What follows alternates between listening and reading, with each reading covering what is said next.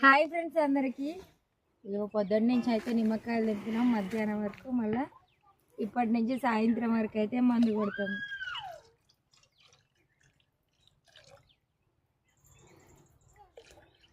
ఇగో 2 రకాల మందు కొడుతున్నాం. నిమ్మ తోటకి ఇది పౌడర్ కాబట్టి నీళ్ళలో కలిపి పోయాలి.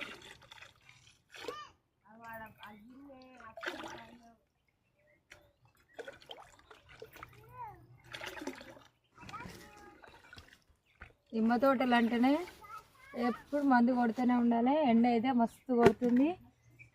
ఈ ఎండకి మందు కొట్టాలంటే సుక్కలు కనబడుతున్నాయి. నేను మందు దొక్కుడు, తమ్ముడేమో మందు కొట్టుడు. సాయంత్రం దాకా దొక్కుతూనే ఉండాలి నేనైతే.